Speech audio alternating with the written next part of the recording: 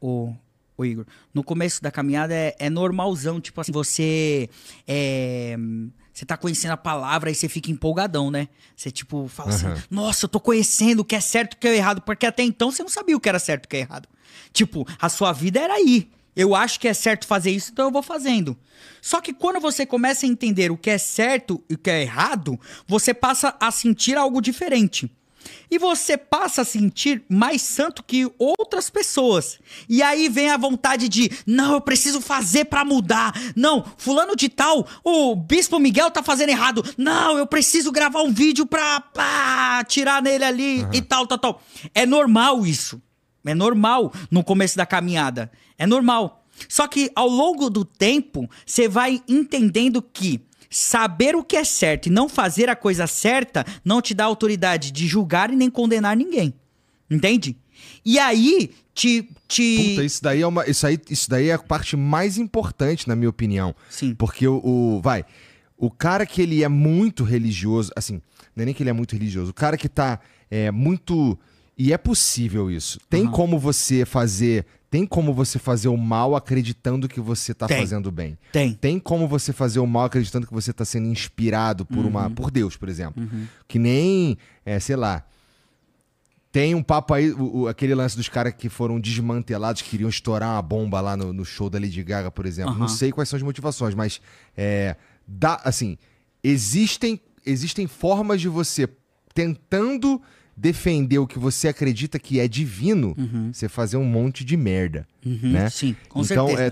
talvez isso seja um cuidado muito importante pra se tomar, que se você tá fazendo... Quem fala isso muito é o Ninja. Meu irmão, viva e deixe viver. Eu amo o Ninja.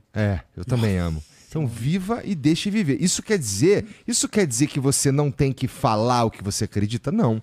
Mas você vai falar e o ouvinte que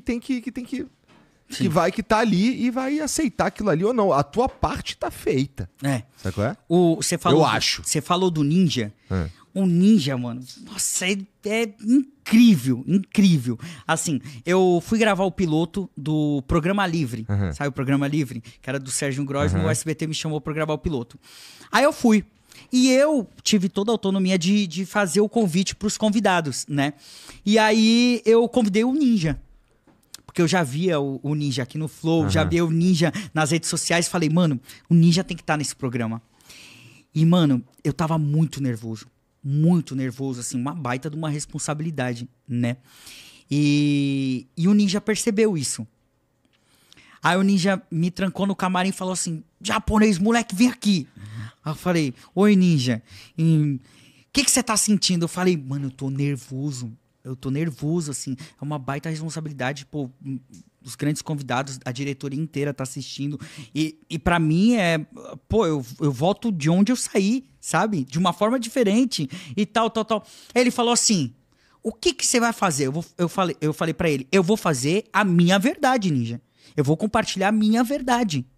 Mesmo que não seja o que eles esperam, mas eu vou compartilhar a minha verdade. Aí o Ninja falou assim, eu tô aqui com você, moleque. Eu tô aqui com você. Você me escalou pra essa missão, eu tô aqui com você.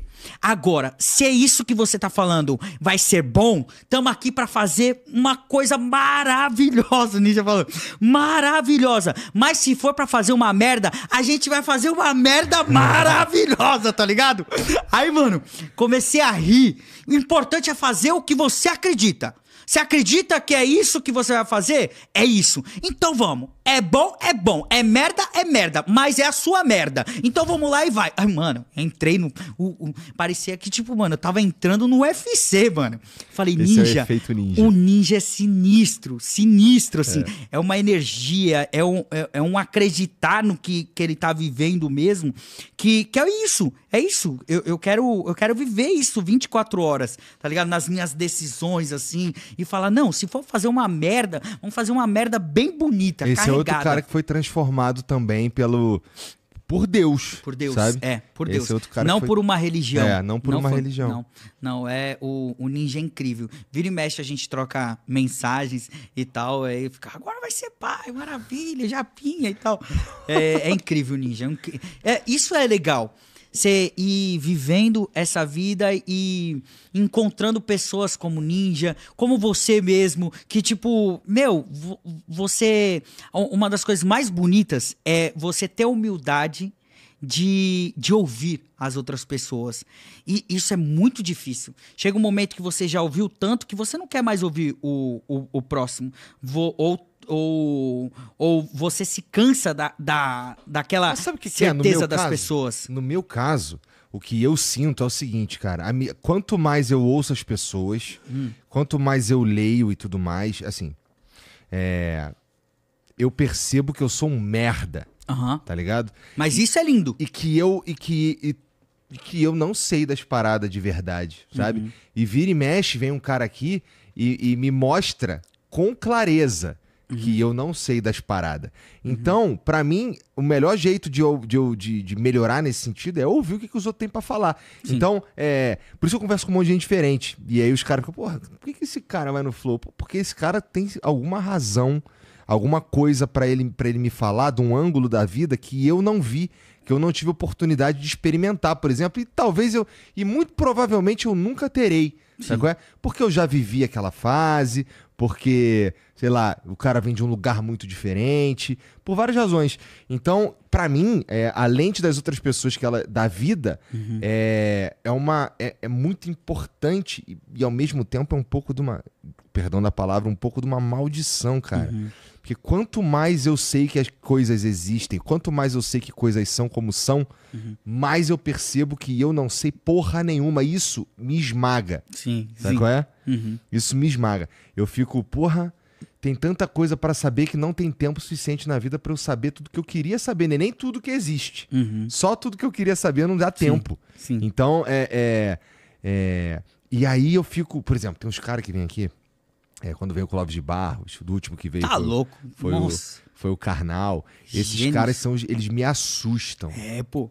Eu assisto todos, eu também me assusto. Esses caras, e assim, então, eu tenho que estar aqui, eu tenho que trocar uma ideia com aquele cara, e esse maluco, além dele ter vivido mais que eu já, ele, por boa parte da vida dele, o trabalho dele foi pensar sobre a vida.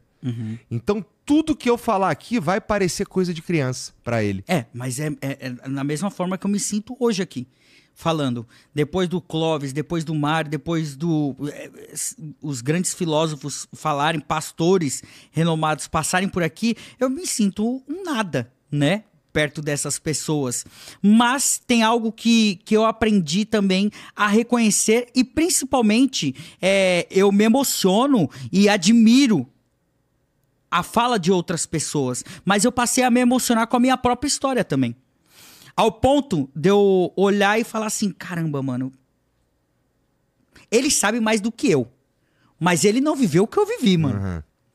Teve um cara que tem muito dinheiro e chegou e falou, se eu tivesse na sua vida, você não tinha passado por tudo isso que você passou. Aí eu falei pra ele assim, mas eu vivi o que você não viveu não, mano.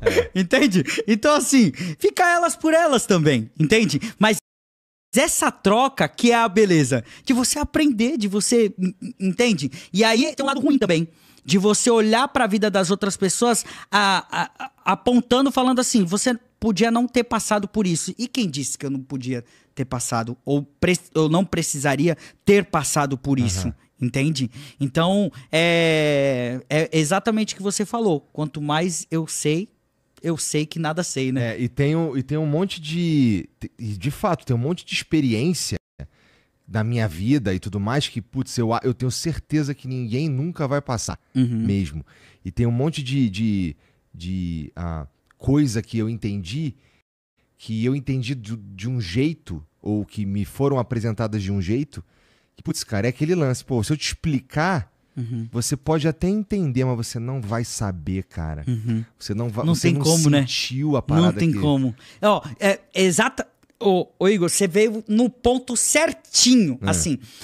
Como tanta certeza de que a fé existe e tanta certeza de largar tudo ao ponto de ir pro Japão.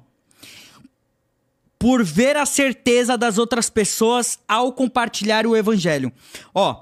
Teve uma vez que eu fui numa clínica de recuperação pregar o evangelho. E eu preparei uma pregação linda. Falando de amor, falando de sentimento, falando de resgate, falando de vida, sabe? E eu, na hora que preguei pros dependentes químicos, os caras ouviram e ficaram, assim, sabe? Emocionaram um pouco, né? Foi legal. Só que, de repente, um cara foi comigo, ele ficou muito tempo na Cracolândia. E ele foi resgatado. A vida dele foi transformada. E ele estava comigo. Quando ele começa a falar, meus irmãos, eu entendo o que vocês passaram. Eu fiquei 15 anos no crack. E sabe essa puxada que você dá aqui, ó? Mano, aí todo mundo caiu. Porque eu não vivi isso, mano. Eu posso ficar horas e horas falando ali. Eu fiquei falando coisas lindas da Bíblia. Sabe? Com uma profundidade maravilhosa. Mas eu não vivi o que os caras viveram, mano. Eu não vivi isso. E foi exatamente o que eu senti quando eu preguei no Japão pros descendentes. Eu falei assim, gente, o meu pai não falava eu te amo pra mim. Mas ele mostrava pra mim o tempo todo que ele me amava. A igreja fez assim, ó. Os moleques tudo novinho caindo. Porque não escuta. Mas é algo que eu vivi. E quando eu olhei pros meninos e comecei... Eu saí do púlpito, fui abraçar... Foi um menino de 16 anos. Eu entendi que, tipo assim... tem muitos pastores. E aí eu coloco... Não no bolo, mas tem muitos. Tem muitos pastores que falam... tem que amar a Deus sobre todas as coisas. Tá certo? Mas amar a Deus sobre todas as coisas é muito fácil. Porque ele te ajuda, ele não tem pecado. Se ele tá aqui, ele é pra te ensinar. É maravilhoso amar a Deus sobre todas as coisas. Agora, eu, durante muito tempo, na minha conversão, até aquele momento que eu vim aqui no Flow, que eu batia no peito, que eu vou fazer e tal, eu amava a Deus sobre todas as coisas. Porque ele tava me ajudando. E continua me ajudando. Mas eu não conseguia amar ao próximo como a ti mesmo. Que aí a dificuldade é amar aquele que quer acabar com a sua vida, é amar aquele que já te deu um Pelé, é amar aquele que já mandou uma mensagem pra sua namorada, é amar aquele que roubou o seu lugar no emprego. Aí é complicado, entende? Então, assim, a certeza de carregar tudo e colocar num bolo...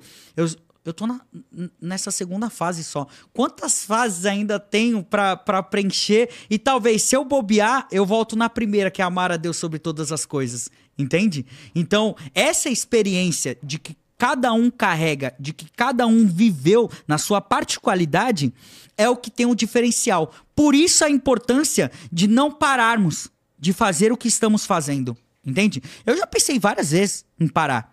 Só que de repente chega um momento que me... caramba, eu preciso viver de novo isso. E Deus vai fazer, e tá fazendo. Eita glória! E vai e acontece, tá ligado? Isso me deixa vivo, mano. E que meu filho possa viver, assim, o dobro com o que eu tô vivendo hoje, né, meu? Amém, cara. Tem mensagem pra gente aí, Jean? Pô, mas aí tu precisa me dar meu celular que tá aí. Deixa eu te mostrar também uma arte que a gente faz pros nossos convidados. Deixa eu ver aí, Jean, o emblema. Olha aí. Pai. Ali, ó, o óculos. Esse dia foi lá da Chili Beans também. O óculos da PlayStation. Eles fizeram um collab com a Chili Beans e foi incrível, assim. Fiquei